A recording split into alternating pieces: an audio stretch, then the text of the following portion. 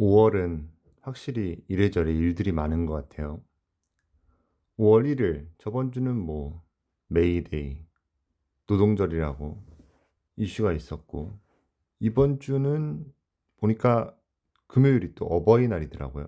우리나라는 어버이날인데, 또 유럽 같은 경우에는 2차 세계대전 종전일이 5월 8일입니다. 그래서 다른 나라들은 다 쉬죠.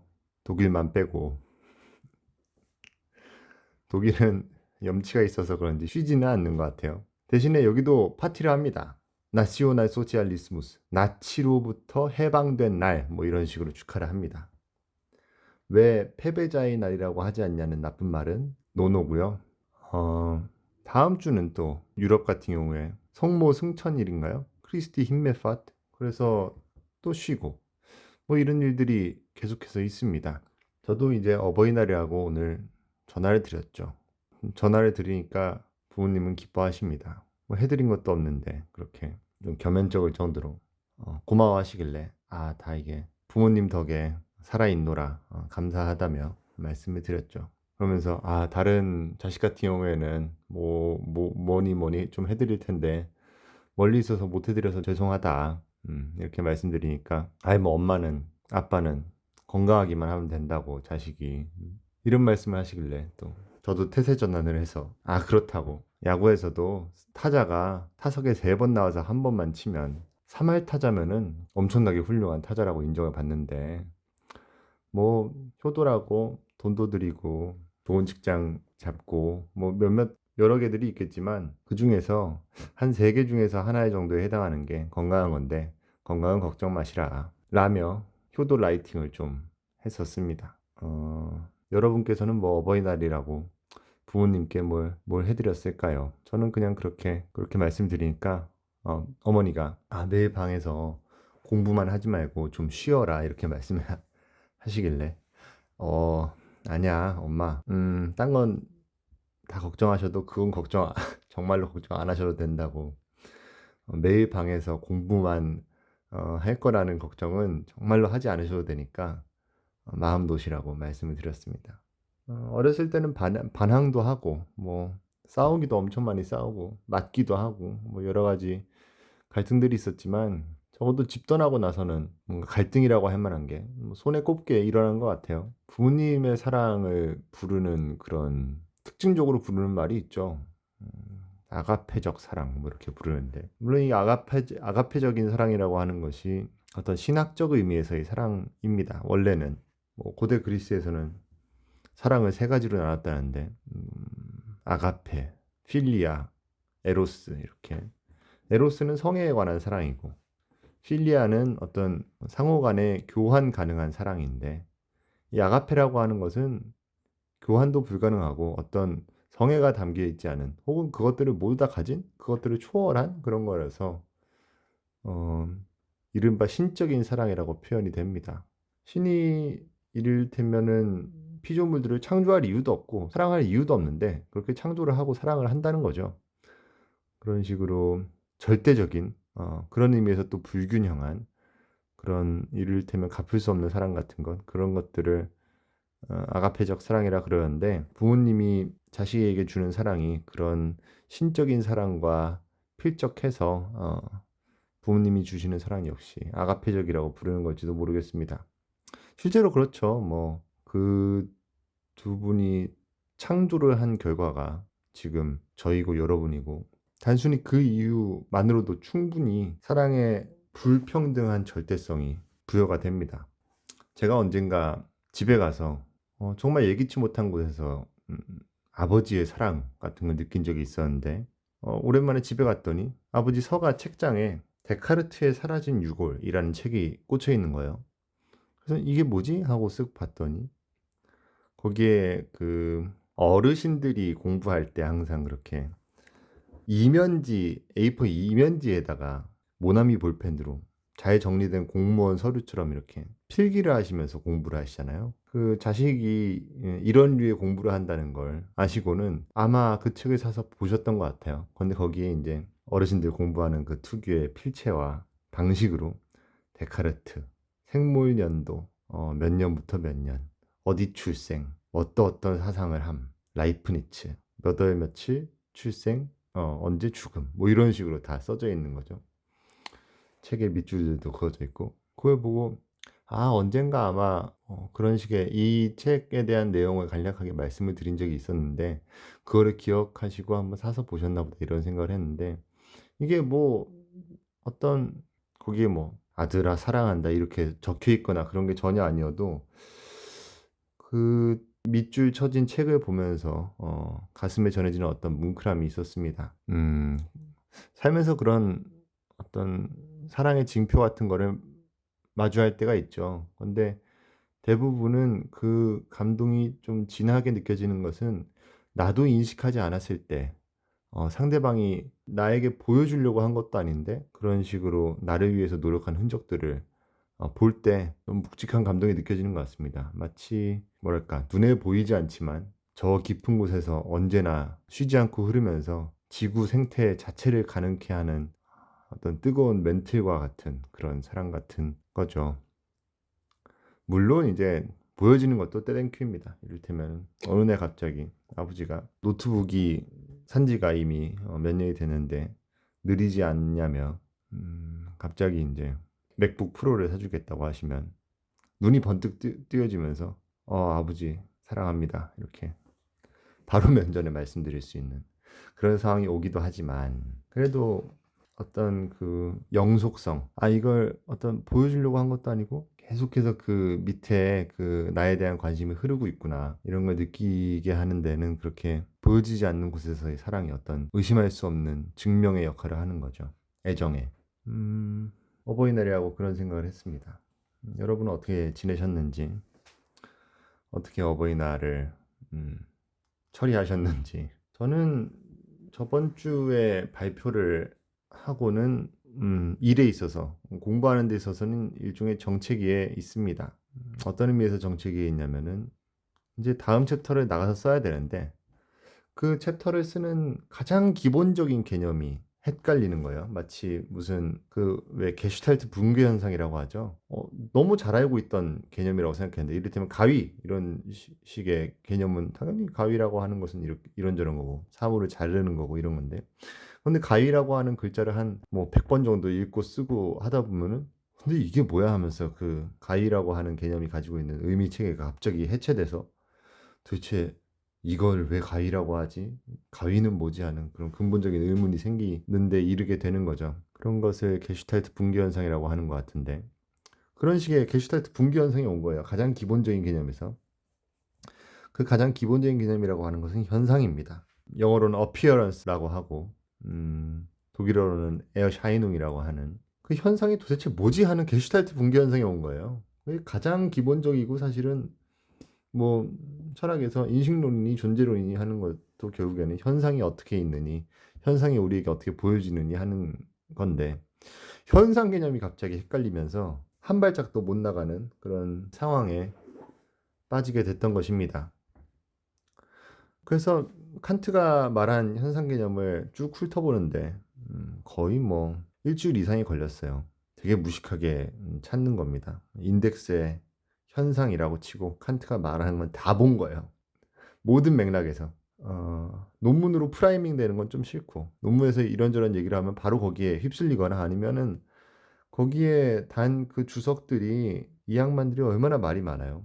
뭐 한마디 하는데도 거기에 논문들이 서너 개가 달리니까 그것들을 다 볼 수도 없고, 보면 인제 거기에 경도가 돼서 해석을 스스로 못하는 상황에 이르니까 원문을 가지고 씨름을 한 거죠. 칸트가 말하는 건 간단합니다, 어떻게 보면은. 제가 잠깐 읽어 드리면 진짜 칸트의 일장 일절, 고등학교 윤리와 사상 칸트 설명에도 써 있을 법한 내용인데, 현상이라는 것을 칸트는 이렇게 얘기를 합니다. 가장 앞에, 본문 가장 앞에 1절에서 얘기하길, 우리가 어떤 대상에 의해 촉발되는 한에서 그 대상이 표상력에 끼친 영향이 다름 아니라 느낌이다. 바로 그 대상에 느낌을 통해서 관련하는 그 직관은 경험적이라 불린다. 경험적 직관의 미결정적 대상은 현상이라 불린다. 이렇게 되어 있는 거죠. 그러니까 우리가 어떤 대상에 의해 촉발되는 한에서 어떤 대상이 우리 피부를 건드렸어. 우리 각막을 건드렸어. 그러면 그 대상이 우리 안에 있는 어떤 것을 표상하는 능력에 영향을 끼칠 텐데 그것이 바로 느낌이다. 오케이. 느낌이라고 하는 것은 이렇게 치면 이 느낌이 난다. 이거죠. 그 대상에 우리를 촉발시킨 그 대상에 느낌을 통해서 관련하는 직관은 바라보고 이런저런 모든 것을 느끼는 그런 걸 통칭하는데 그 느낌을 통해서 관련하는 그 바라봄 혹은 그 직관은 경험적이라 불린다. 그래, 어떤 느낌을 받았어. 내 눈에 어떤 각막에 어떤 상이 맺혔어. 그럼 그것을 통해서 그 어떤에 해당하는 그 대상을 봐. 그럼 그 직관은 경험적 직관이야. 오케이, 끄덕끄덕. 그러면 그 경험적 직관의 미결정적인 대상은 현상이라 불린다. 그러면 이 직관이 내가 지금 직관을 통해서 바라보고 있는 저 대상이 현상이라 불린다는 거야?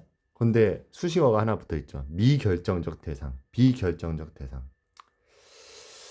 여기서 문제가 생기는 겁니다. 어떤 의미에서 비결정적이라는 걸까? 이거죠. 우리가 인식하는 건 현상인데 현상이 어떤 식으로 결정됐다라고 했을 때 그 어떤 식에는 일반적으로는 현상을 결정하는 걸 개념이라고 합니다. 이를테면 내 앞에 무언가가 있어. 경험적 직관의 대상으로서 무언가가 있어. 그걸 현상으로 부르는데 그게 아직 비결정돼 있어. 그러면은 내 눈앞에 있는 이것은 무엇인고 하고 들었을 때 이건 책이다 라고 결정을 우리가 개념을 통해서 하는데 이렇게 개념을 통해서 아직 결정되지 않은 비결정된 그 대상을 현상이라고 부른다. 이러면은 현상이라고 하는 것은 아직까지 개념이 부여가 되지 않은 인식 대상이구나 이렇게 얘기할 수 있겠죠. 그런데 그거 말고 어떤 결정의 요소가 또 하나가 있다면 그것은 공간과 시간이라고 하는 어떤 직관의 형식일 겁니다. 우리가 보건 듣건 뭘 하건 간에 어쨌든 공간 시간 안에서 그것들을 표상하게 되는데 그런데 경험적 직관의 미결정적 대상이 현상이라 불리니 경험적 직관이 그 공간 시간이라고 하는 형식을 통해서 아직 결정하지 않은 그 대상이 현상이라고 한다면 그러면 공간 시간으로도 아직까지 포착되지 않은 그러나 앞으로 경험의 대상이 경험될 가능성이 있는 그것을 현상이라 부른다 라고 이해할 수 있다는 거죠. 그러니까 단순화시키면은 이 미결정적이라고 하는 이 수식어가 개념적으로 미결정적이라는 것을 뜻하냐 아니면 개념 포함해서 시공간적으로도 미결정적이라는 것을 뜻하냐 이것이 이슈가 되는 것입니다. 그게 왜 이슈가 되느냐? 가장 큰 이슈가 되는 것은 저한테 있어서는 이 인식의 순서가 느낌, 다음에 현상, 그 다음에 개념으로 포착 이런 식의 시퀀스가 이루어지느냐 아니면은 현상, 그 다음에 느낌, 그 다음에 그것을 개념으로 포착하는 것 이런 시퀀스가 일어나느냐 이런 차이가 있는 것이 저한테는 좀 헷갈린다는 것이죠. 여기에 관해서 몇 개의 논문을 읽어봤는데 거기서는 현상이 시공간으로 포착이 된 이후에나 현상의 지위를 갖는다. 그전에는 칸트가 그렇게 싫어하는 물 자체로서 우리한테는 어떤 의미도 갖지 않는 것이다. 이런 식으로 얘기를 하기도 하고 또 다른 데서는 공간 시간으로 포착되기 이전에 아주 원상적인 형태, 원시적인 형태의 우리에게 인식 가능한 것들의 집합으로서 공간 시간으로 포착되기 이전에 재료들이 되는 근간이 있다라고 얘기를 하더라고요. 그래서 그것들을 보다가 지난 10일가량이 지났습니다. 이런 가장 기본적인 개념조차 흔들릴 때 좀 자괴감이 들어요. 내가 도대체 지난 15년 동안 뭘 한 거야? 현상 하나도 제대로 이해를 못 한다니.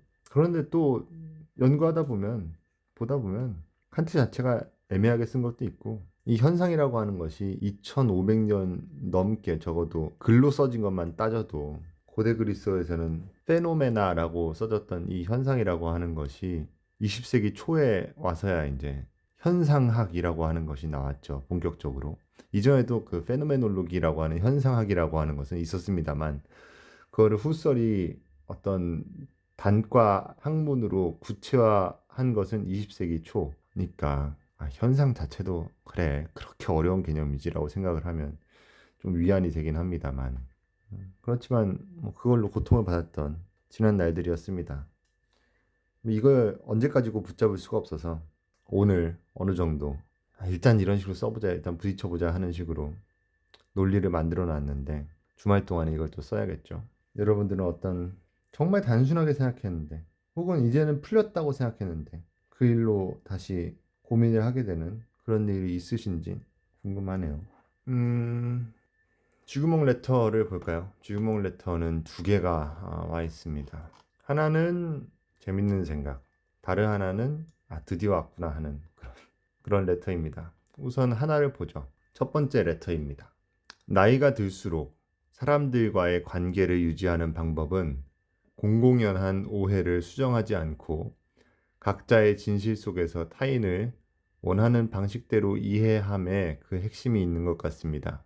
그러한 자신의 우월함으로 말미암은 이해와 친절로 관계는 끊어지지 않는 것뿐이고요.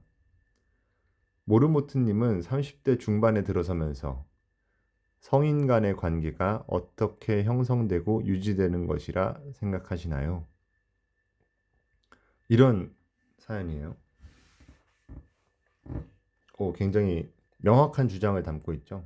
나이가 들수록 사람들과의 관계를 유지하는 방법은 공공연한 오해를 수정하지 않고 각자의 진실 속에서 타인을 원하는 방식대로 이해함에 그 핵심이 있는 것 같다. 그러한 자신의 우월함으로 말미암은 이해와 친절로 관계는 끊어지지 않는다. 모르모트님은 30대 중반에 들어서면서 이런 성인 간의 관계가 어떻게 유지되는 것이라 생각하시나요? 저는 여러분도 아시다시피 3년 4개월령에 불과해서 사실은 잘 모릅니다. 어떤 분들은 강아지 나이가 15살이면은 인간 나이로 환산해서 80살이다. 뭐 이런 식으로 말씀하시는 분들도 계시겠지만 15살은 15살이고 80살은 80살입니다. 뭐 강아지라고 뭐 시간이 더 가지는 않을 거 아니에요. 저도 뭐 3년 4개월령밖에 안 돼서 진짜 아무것도 모르지만 그래도 이 설치류들 내부에서는 나름 성년에 이르렀다고 할 수도 있기 때문에 나름대로 답변을 한번 해보죠. 일단은 저는 이런 질문에 답할 자격이 없습니다. 왜냐면은 저는 인간 나이로 30대에 들어서고 나서는 인간관계라는 것을 제대로 해본 적이 없기 때문입니다. 적어도 28살, 9살 이후에는 여기 이 모르모트의 쳇바퀴 라디오 방송국이 위치한 이 연구소에서 틀어박혀서 생존을 위한 외출 말고는 사회적 관계라고 하는 것은 전무한 상태로 살았기 때문에 사회에서 이루어지는 사람들과의 관계 유지법이라든지 그것들이 어떻게 형성되고 유지되는지 어떠한 아이디어도 없어요. 그렇기 때문에 제 말에는 어떠한 힘도 없을 겁니다. 하지만 말씀하시는 요지가 어떤 말씀인지는 충분히 이해가 갑니다. 저도 한편으로는 비슷하게 생각을 해요.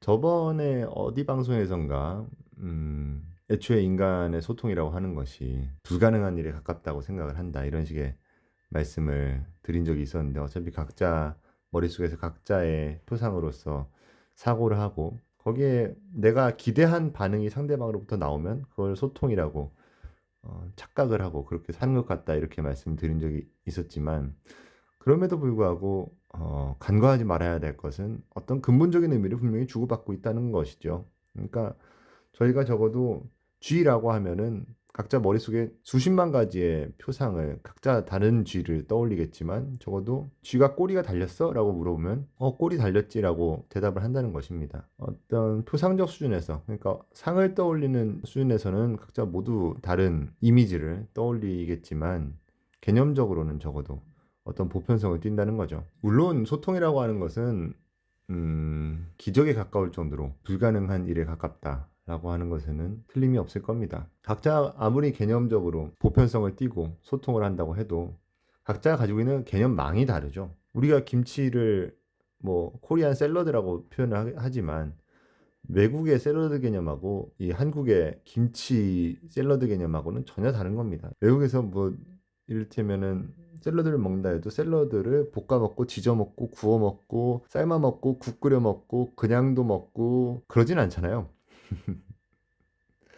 근데 코리안 김치 샐러드라고 하는 것은 그게 가능한 것이라는 거죠. 그렇기 때문에 그 기적에 가까울 정도로 불가능한 일에 있어서 소통에 있어서 기적을 만들려면 사실은 언어나 표상, 이미지를 통해서 소통하는 거 이외에 수많은 다른 매개 방식들이 필요할 겁니다. 흔히 말하는 비언어적인 소통 방식을 포함해서 눈빛, 신체, 뭐 움직임, 제스처, 음식도 있을 거고요. 음악, 그림 같은 예술도 있을 거고, 같이 운동을 하는 것도 소통의 방식이 될 수 있고, 그 다음에 언어도 얼마나 섬세하게 쓰느냐의 차이가 있을 거고요.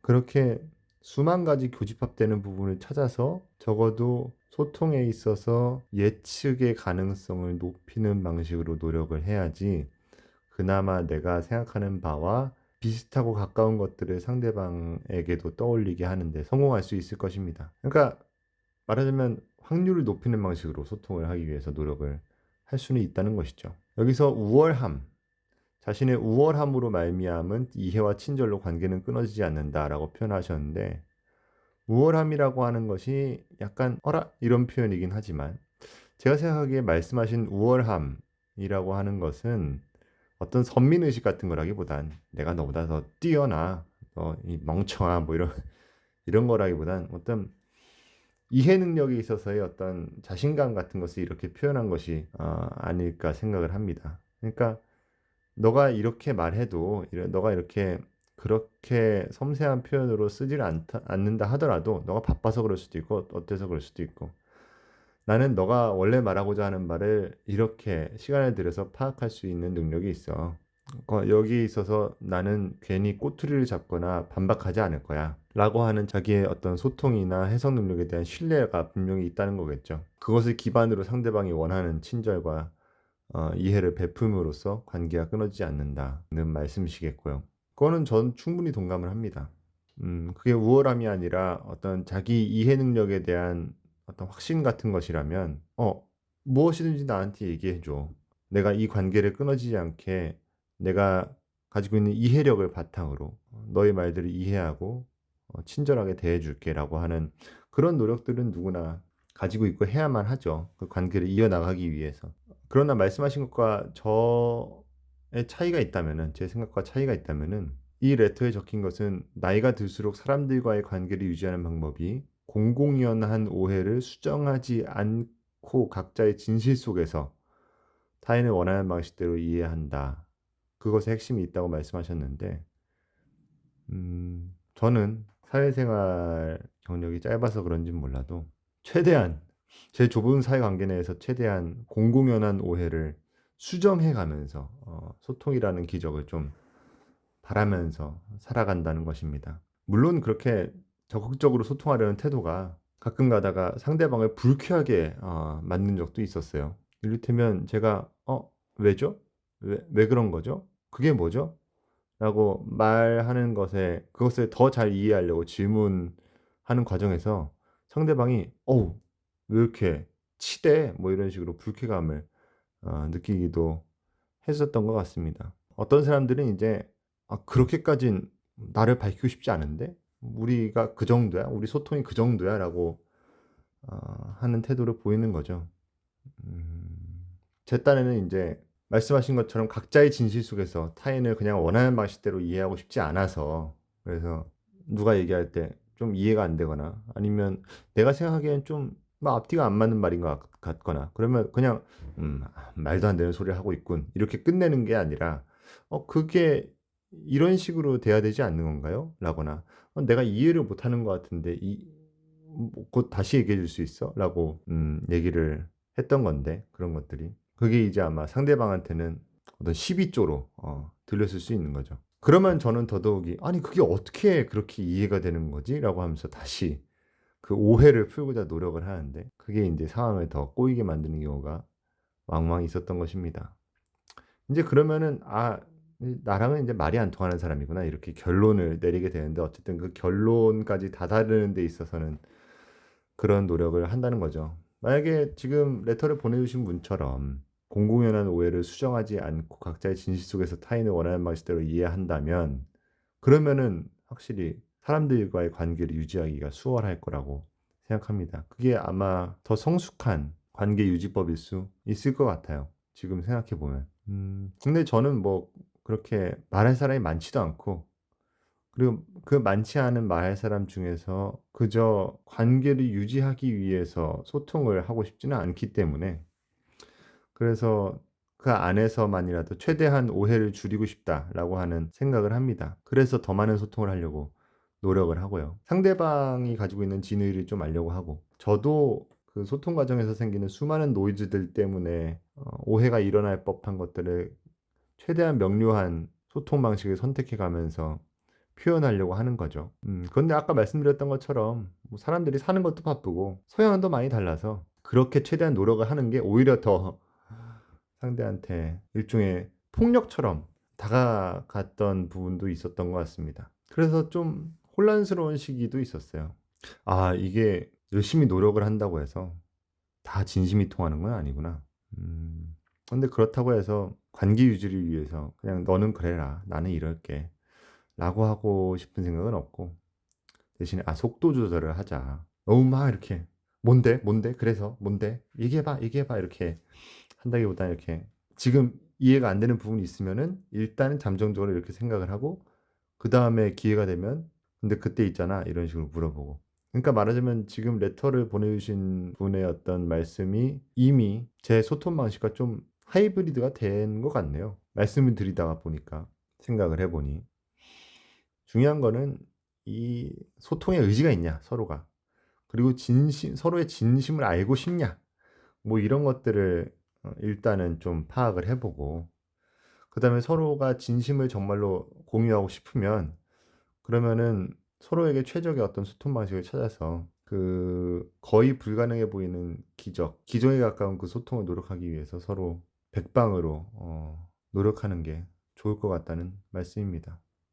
물론 이제 아마 이 레터를 써주신 분의 경우에서 말씀하시는 것이 무슨 연인을 만나도 공공연한 오해를 수정하지 않고 뭐 이런 말씀일까? 이런 생각은 들어요. 이 말씀하신 거는 일반적인 사회생활에 있어서 파티션 건너편에 부서 이동하면 더 이상 안 볼 사람인데, 이제 순댓국 먹다가 말하다가 약간 저 사람이 오해하는 것 같아도, 내가 오해를 하는 것 같아도 그래 좋은 건 좋은 거다 이래 뭐 안녕히 들어가세요 뭐 이런 식으로 얘기하면서 그냥 잘 그 끈을 유지하는 게 좋은 것 같다라는 말씀이시라고 저는 생각을 합니다. 아마 연인, 가족 혹은 정말 친한 친구 이런 경우는 오해를 종식시키려고 노력을 해야 되지 않을까 싶어요. 제가 최근에 본 것 중에 꽤 충격적인 유튜브 클립이 있었는데, 그게 이제 제가 가끔 가다가 미국 경찰 TV 같은 걸 봅니다. 범죄자 막 잡고 막 총격전 일어나고 이런 거 있잖아요.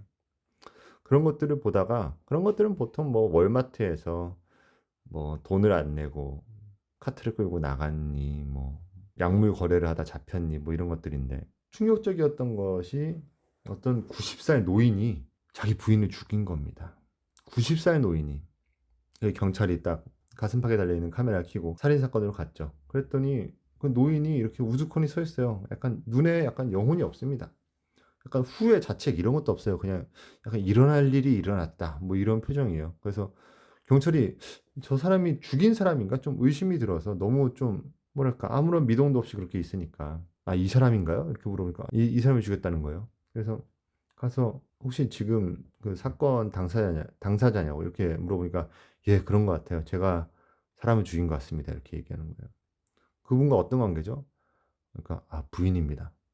부인을 어떻게 죽였죠? 뭐 칼로 목을 찔러 죽였대. 아마 그런 것 같습니다. 그러면서 혼잣말로 일어날 일이 일어났어. 일어날 일이 일어났어. 이런 거예요. 그래서 죽인 동기가 뭐죠? 이렇게 물어보니까 우리는 옛날부터 오랜 갈등이 있었습니다. 이렇게 얘기를 하는 거. 그게 어떤 갈등인지는 내용이 안 나오지만 어쨌든 오랫동안 일어난 일이 있었는데, 그게 이제 동기가 돼서 나이 90에 자기 파트너를 살해를 한 것이죠.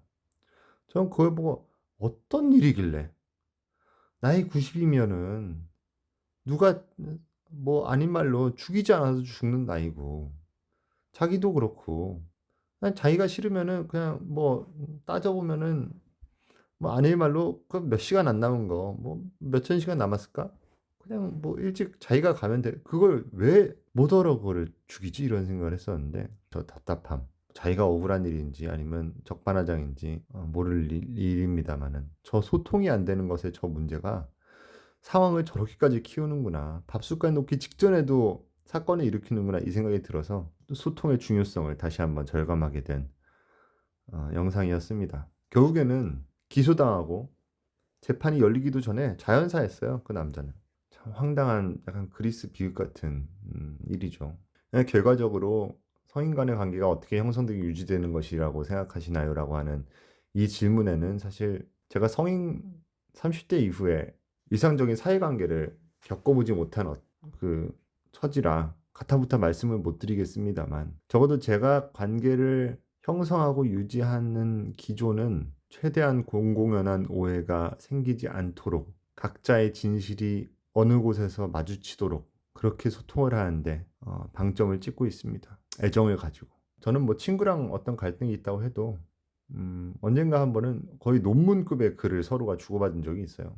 그렇게 했을 때 상대방이 그럼에도 불구하고 제 얘기를 못 알아들으면 그것은 이제 서로를 위해서 빠이빠이를 해야 되는 것이고 그게 아니라 정말 최선을 다했을 때 이해를 해준다면은 그러면 이제 그 관계가 유지가 되는 거고 그런 거겠죠. 사람을 찾는다는 것은 그렇게 어려운 일인 것 같습니다. 뭐 사람의 형상을 하고 있다고 사람의 개념어를 쓰고 있다고 사람의 표정을 짓는다고 다 사람은 아니죠. 적어도 나에게 있어서 사람은 아닐 겁니다. 그리스의 전기 작가 디오게네스 라에르티오스라고 하는 사람이 작성한 유명한 철학자들의 생애와 사상이라는 책의 6권 41장에 디오게네스 얘기가 나와요. 디오게네스라고 하는 철학자는 고대 그리스의 이른바 견유학파라고 불리던 사람이죠. 뭐 어디 길바닥에 박스 같은데 항아리에서 잤다 그랬나? 개들하고 같이 다니면서 길거리에서 공공연하게 뭐 자위행위를 하고 뭐 어떻게 보면은 그냥 길거리에 미친 아저씨인데 근데 그 사람이 현자라는 말을 듣고 뭐 알렉산더 대왕이 찾아와서 당신이 디오게네스인가 이렇게 물어보니까 디오게네스가 이렇게 그 당시에 전 세계를 아우르던 알렉산더 대왕을 이렇게 위로 쳐다보면서 그 저기 좀 비켜주시겠어요? 지금 태양을 가리고 있는데 뭐 이렇게 얘기했다는 전설 같은 얘기가 여기서 기록이 됐었던 것이고 그 다음에 유명했던 것은 대낮에 등불을 켜고 이렇게 아테네 시내를 다녔대요. 그래서 주변 사람들이 뭐야 왜 아니 해도 있는데 해도 쨍쨍한데 왜 이렇게 등불을 켜고 다니냐고 이러니까 인간을 좀 찾느라고 인간을 이렇게 얘기를 했다는 거죠. 앞에서 사람들이 묻고 있는데 왜 그러냐고. 물론 이제 그야말로 전설 같은 이야기지만 인간을 찾는다는 거. 특히나 자기한테 뭐 디오게네스도 자기 눈에 인간을 찾는다는 거였겠으니까요. 자기한테 인간으로 보이는 자기한테 진짜 쥐로 보이는 그런 소통 대상을 찾는 게 그렇게 어려운 일이라는 걸 보여주는 일화일 겁니다. 좋은 생각 나눠주셔서 감사합니다. 생각해보면 저도 어느 정도는 지금 보내주신 레터의 생각대로 살고 있는 것 같아요. 그리고 이렇게 사는 것이 큰 범주의 사회관계에서는 효과적이라고 성숙한 것이라고 생각합니다. 살다 보면 지금 제가 보기에도 모든 사람들이 오해를 풀고자 하는 생각이 없더라고요. 오해를 푸는 것도 꽤 품이 드는 일이고 시간이 드는 일이고 정신력이 드는 일이고 그럴 만한 가치가 있는지를 또 따져봐야 되는 일이고 그 정신력을 내가 드리겠다고 해도 상대방이 원치 않을 수도 있기 때문에 정말로 결정적인 사람이 아니고서야 관계를 끊을 수도 없는 일이고 더우렁 살아가기 위해서 오해가 있어도 넘어가고 그냥 내 뜻대로 그런 거겠지라고 생각을 하고 그 다음에 나는 이 관계를 충분히 다 컨트롤할 수 있으라고 생각하면서 우월함이라고 표현하신 그 자기 능력에 대한 확신 같은 것을 갖고 상대방에게 친절을 베풀면 그게 오히려 제가 가진 작은 인간관계보다 훨씬 더 큰 인간관계를 만들어 나가는 성숙한 태도일 것이라고 생각을 합니다. 두 번째 레터를 볼까요? 두 번째 레터는 이것과 연결되는 거예요. 그래서 누가 나랑 맞는 사람인데 내가 등불을 들고 찾을 수 있는 사람은 누군데 바로 이 사람입니다. MBTI가 나랑 맞는 사람. 두 번째 레터는 이래요. MBTI가 뭐예요? 드디어 나왔습니다. MBTI. 유명 인사라면 꼭 거쳐가는 통과 의례 같은 거죠. 이를테면 SNS 시대의 세례식이라고 할 수 있겠습니다. 이 세례를 MBTI를 밝히는 이 세례를 받으면 당당한 디지털 사회의 일원으로 MZ세대 디지털 사회의 일원으로 인정을 받게 되는 거 아니에요? 네. 저는 MBTI 팬입니다. 저는 이런 유형론을 좋아해요. 유형론을 너무 좋아해서 최근에는 SBTI인가? 그런 것도 해봤어요. 그런 거를 하고 나면 아주 명쾌해지죠. 머리가 맑아집니다. 아, 맞아. 저게 나구나. 내가 바로 저런 어떤 이런 유형의 사람이구나. 이런 것들을 알아가면서 저를 더 분명하게 알게 됩니다. 수많은 MBTI의 아류들이 있지만 MBTI만큼의 파급력을 가지지 못했죠. MBTI는 이미 종교가 됐습니다. 비판적인 의미가 아니라 정말로 논리적인 관점에서 굉장히 잘 만들어진 종교예요. 잘 발달된 종교는 이를테면 그것을 비판하고 거부하는 논리까지 자기 교리를 근거 짓는 논리로 이용할 수 있습니다.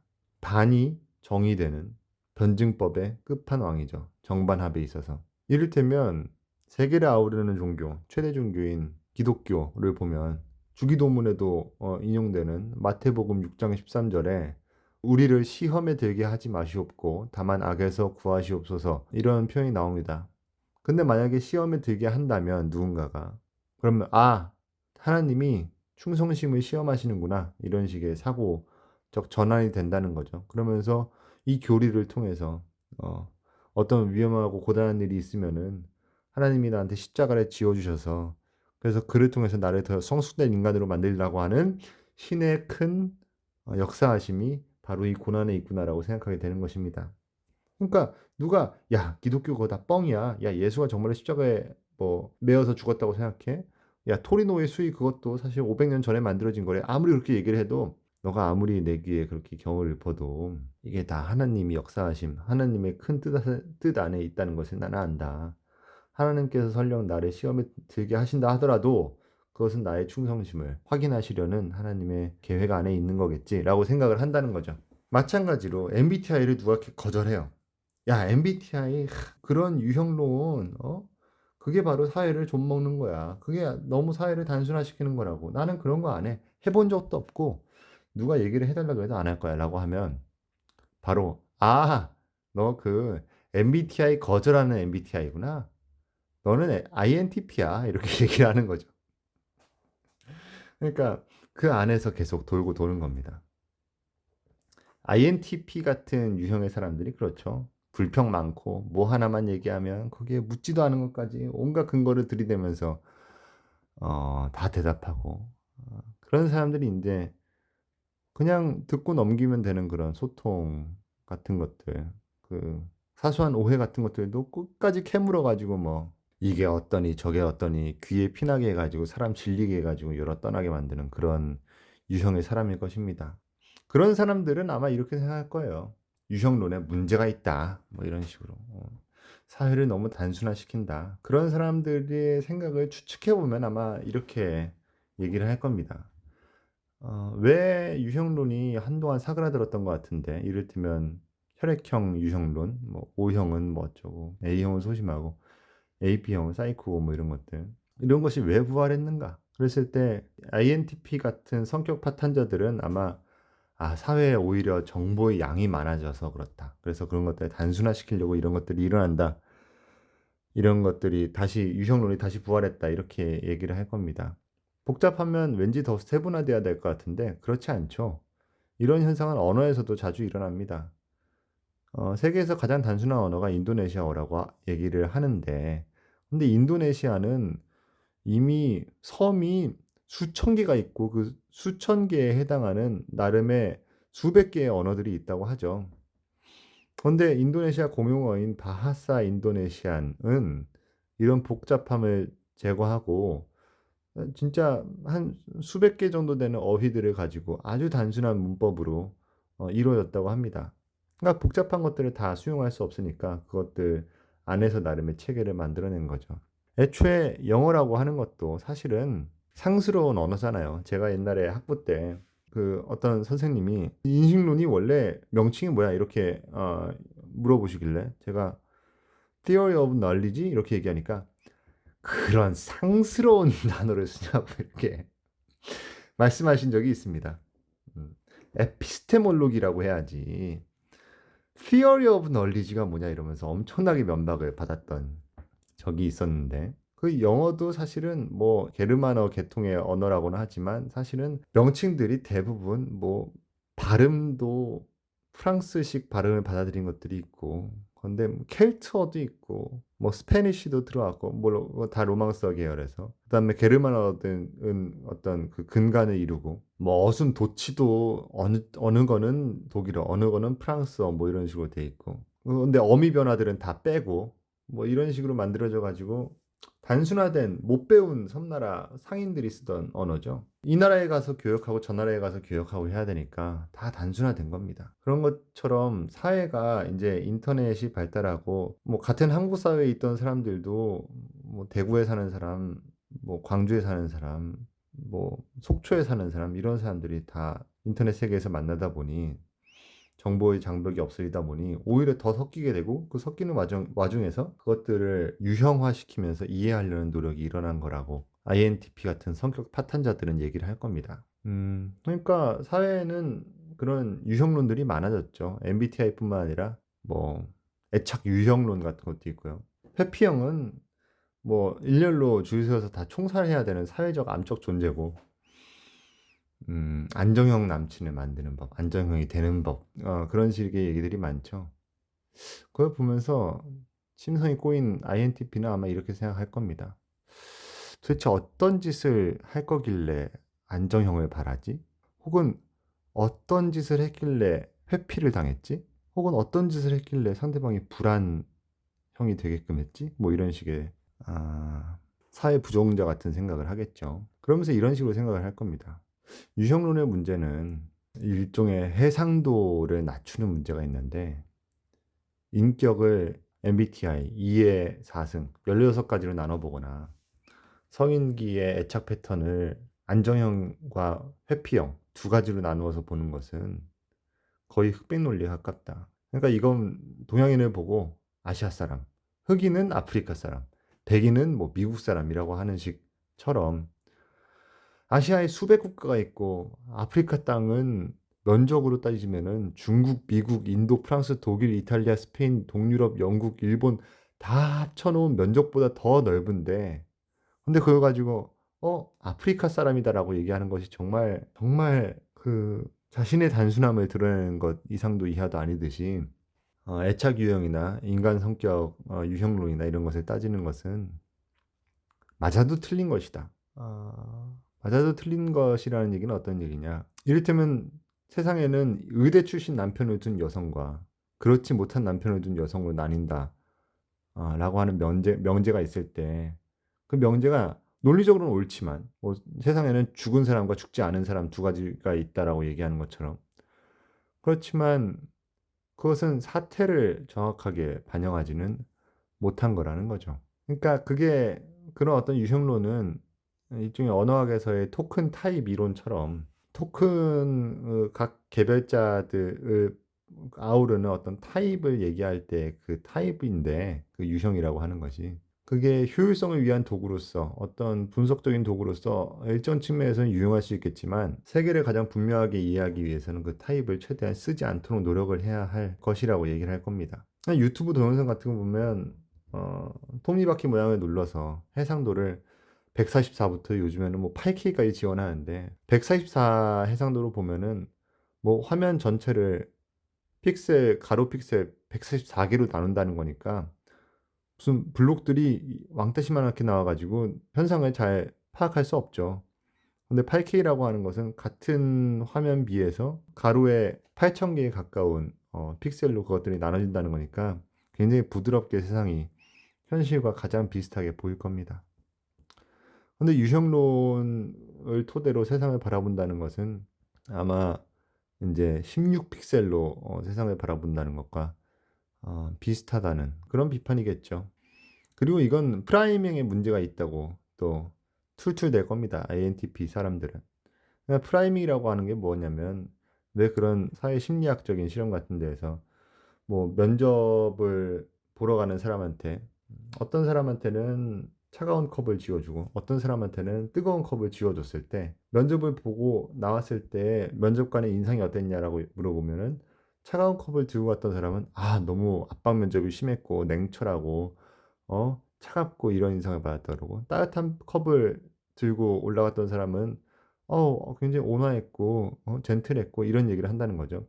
사실 이 사회 실험의 목적은 면접을 보는 게 문제가 아니라 컵의 온도에 따라서 동일한 스크립트를 가지고 질문했던 사람에 대해서 어떤 인상을 갖느냐라고 하는 것이었는데 근데 이제 그런 사소한 차가운 컵, 따뜻한 컵을 들고 있었던 것만으로 면접 보는 면접관의 인상이 엄청나게 유의미하게 달라진다. 이런 결과가 도출됐다는 겁니다.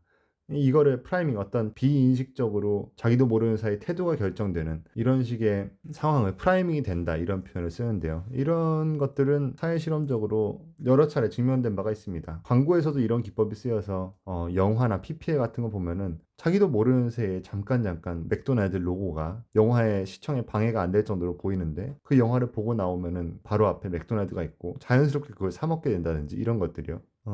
MBTI를 아는 것은 나는 MBTI 그렇게 중요하게 생각하지 않는데라고 해도 그런 프라이밍의 문제를 사람들한테 이야기할 수 있을 겁니다. 이거는 사실은 오래된 문제죠. 이를테면 옛날에 사람들이 야, 사주 같은 거 함부로 알려주는 거 아니야? 이렇게 얘기했던 그것과 맥을 같이 할 겁니다. 옛날에 어떤 술자리에서 자신의 손금을 안 보여주던 교수님이 있었어요. 역술가가 이걸 꼭 쥐고 있으라고 했다고. 아무한테도 보여주지 말고. 그런 이유가 뭐 소중해서 그럴 수도 있겠지만 누가 본다고 그 손금이 닳는 것은 아니었을 텐데 그게 어떤 유형인지 명확하게 보여서 그랬을 겁니다. 그러니까 그거를 아는 사람이 보면 저 사람 손금이 저런 사람이네 라고 저 사람의 인상을 결정하게 되는 거죠. 사주를 보여주지 말라고 하는 것도 사주 보면 뭐 목이 있고 무슨 일주가 어떻고 그런 걸 보면은 그게 설령 그런 거를 잘 믿지 않는 사람이라 하더라도 저 사람은 근데 물이 5개래. 그럼 뭔가 유약한 거 아니야? 이런 생각이 들고 자기도 모르게 그런 생각이 프라이밍 된다는 것입니다. 그게 뭐 정말 과학적으로 맞는 얘기면 또 모르겠는데 심지어 그렇다고 하더라도 그 사람의 어떤 포텐셜을 생각해서 그런 것들을 피해야 되는데 근데 이제 유형적으로 그런 걸 듣거나 자기 스스로 나는 이런 유형이라고 생각을 하게 되면 그 방향이 걷잡을 수 없이 무의식적으로 원치 않는 방향으로 흐를 수가 있다는 것이죠. 이런 유형론에 만든 세계의 끝이 아마 우리가 지금 살고 있는 세계일 수도 있습니다.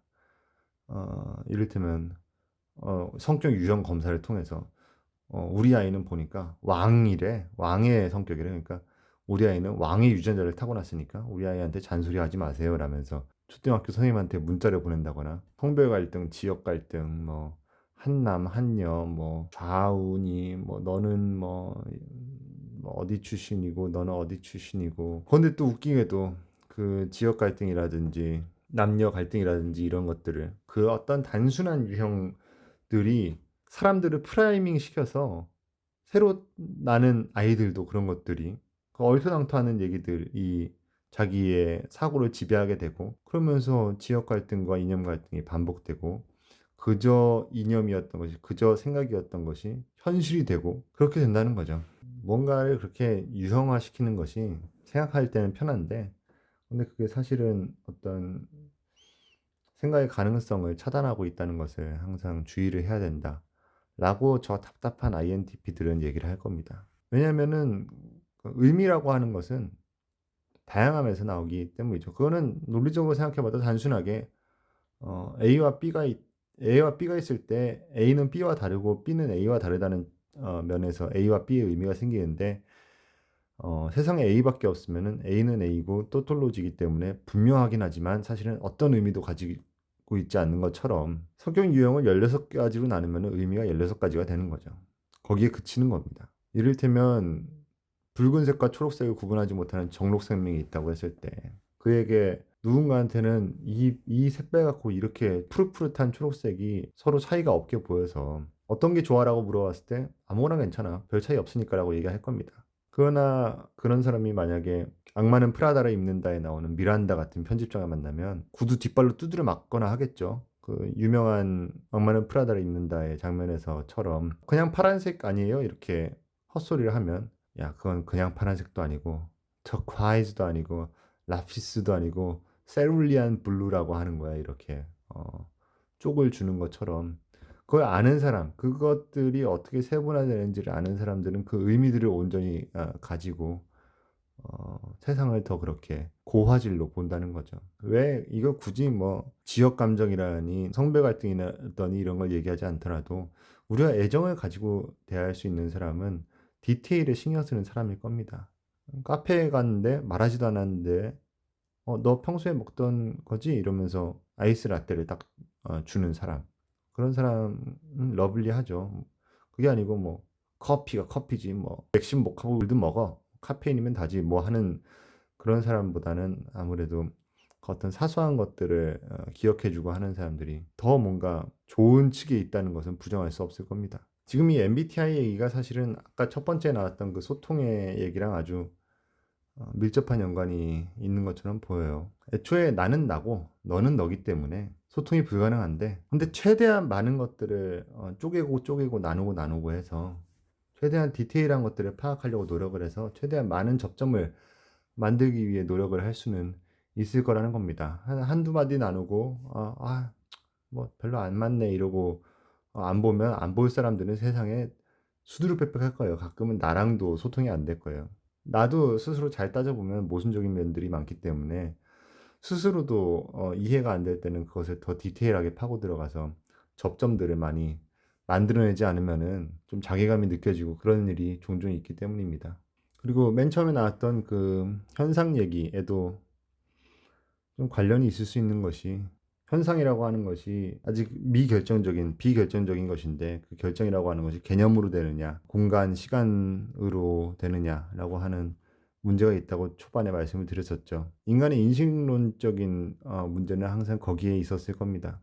현상을 파악하기 위해 인간은 인간으로서 어쩔 수 없이 인간뿐만 아니라 쥐도 생명으로서 어쩔 수 없이 공간, 시간이라고 하는 감각에 그 다음에 그것을 어떤 것으로서 내 앞에 있는 대상을 책으로서 라고 하는 어떤 개념에 국한돼서 대상을 인식할 수밖에 없다는 거죠. 인간의 어떤 인식 능력의 한계이자 그 안에서 어떻게든 최대한 잘 이해해 보려고 노력을 해야 된다는 것입니다. 현상을 잘 파악하기 위해서 어쩔 수 없이 개념을 쓸 수밖에 없지만 개념을 그렇다고 해서 한 줌도 안 되는 개념을 가지고 세상을 파악하려고 한다면은 사실은 세상과 아주 멀어지게 된다는 의미죠. 여기 이 언어라는 구조 안에 우리가 잡혀 있다면은 언어를 벗어나는 거는 뭐 어떤 돌을 닦아야 가능한 일이고 거기에 이르기 위해서 적어도 최대한 많은 언어를 디테일하게 사소한 것까지 놓치지 않기 위해서 어휘량을 늘리면서 세상을 파악하려고 노력을 해야 된다. 이런 식의 얘기를 고리타분한 INTP들은 이런 식의 얘기를 할 수 있을 겁니다. 그래서 아까 현사학 말씀드렸었지만 현사학의 모토가 그래서 그런지는 몰라도 사태 그 자체로라고 하는 거예요. 에드먼드 후설 같은 현사학을 본격적으로 단과화시킨 사람이 쭈릭주된 사켄 젤스트 뭐 이런 식으로 사태 그 자체로 돌아가자 뭐 이런 얘기를 했는데 사태 그 자체라고 하는 것이 인간이 어떤 것을 인식하는 과정에 있어서 언어도 아니고 혹은 더 나아가서 할 수 있다면 시공간도 아니고 그 사태 그 자체에 무엇이 있는지 파악하기 위해서 노력할 수 있는 방안이 있을까라고 하는 것을 탐구한 게 현상학이라고 하는 것이죠. MBTI 물었는데 뭐 이렇게 말이 기냐? 너 INTP야? 혹시? 뭐 이렇게 말씀하실 수 있을 텐데 유형론 옹호자로서 MBTI 발표하겠습니다. 제 MBTI는 ESFJ입니다. 네, ESFJ 적어 놓으세요. 모르모트의 MBTI는 ESFJ다. INTP 같은 그런 꽉 막힌 인간들하고는 전혀 다르죠. 정반대입니다. ESFJ라는 거를 못 믿으실 제 방구석에만 혼자 있는데 제가 어떻게 E야 뭐 이러실 분들도 있을 텐데 들어보세요. E는 엑스트로버트잖아요. 외향. 그 성향은 외부 표출하는 걸 좋아하죠. 자기 의견 표출하기 위해서 유튜브 방송 채널 파서 매주 1시간씩 떠드는 G가 외향적이지 않으면 어떤 게 외향적이겠어요? 네, 그러니까 E고요. 그 다음에 S, 현실적이고 뭐 이런 사람인데 현실적이죠. 항상 그 세상은 즐거움보다는 뉴트럴하거나 즐겁지 않은 상태로 가득하고 즐거움은 한 10%밖에 안 되고 그럼 뭐 N 뭐 이런 이상적인 그 사고방식하고는 차원을 달리합니다. 그리고 F 감정 감정적이죠. 항상 이렇게 쥐구멍 레터를 받고 그 사연자분들의 감정을 이해하고 제 감정을 또 드러내려고 노력을 하고요. 그 다음에 이전에 어떤 방송들을 들으신 분들은 알겠지만 감정 그 예술 표현에 있어서도 사실은 감정을 표현해야 되고 이런 말씀을 드린 것들을 뭐 기억하시는 분들이 있을 겁니다. 그 티발 좀 그 티같이 그렇게 논리 막 이런 건 진짜 끔찍한 일이죠. 그 다음에 J 목적 계획 뭐 일주일마다 방송하는 것을 들으시는 분들은 아시겠지만은 뭐 일주일마다 같은 시간에 무언가를 한다는 것이 계획이 없으면 안 된다는 일은 뭐 불보듯 뻔하니까요. 이건 굳이 설명하지 않아도 되겠죠. 네. 그러니까 의심할 여지 없이 ESFJ인 것을 여러분들은 아실 겁니다. 이렇게 입에 안 붙인 ESFJ인 것을 여러분들은 이미 충분히 알고 계시리라 생각합니다. INTP 같은 답답하고 고리타분하고 히키코모리 같고 막 어두침침하고 막 그런 것하고는 전혀 다른 성격 유형이죠. 네. ESFJ의 5월 둘째 주 방송은 여기까지입니다. 오늘 방송을 듣고 내 MBTI는 이거야 뭐 이런 말씀이라거나 느끼신 바 아니면 하고 싶은 얘기 저는 F로서 어떤 말씀이든 다 듣고 공감하고 눈물을 흘릴 자세가 돼 있기 때문에 개념치 마시고 어떤 말씀이든 저에게 들려주시면 다 반영해서 읽어드리겠습니다. 네, 이제 5월의 중순을 향해서 갑니다. 저도 현상에 대한 생각을 좀 마무리하고 다음 챕터로 빨리빨리 나가야 되는데 여러분들께서도 5월 첫째 주 뭐 하고자 하는 일들은 많았는데 그게 잘 안 됐네 하셔도 또 어떤 제의 같은 상태가 되셔서 또 한번 계획하시고 희망을 갖고 또 살아내는 한 주 되었으면 좋겠습니다. 5월 두 번째 모르모트의 쳇바퀴 라디오 저는 ESFJ 모르모트였습니다. 안녕히 계세요.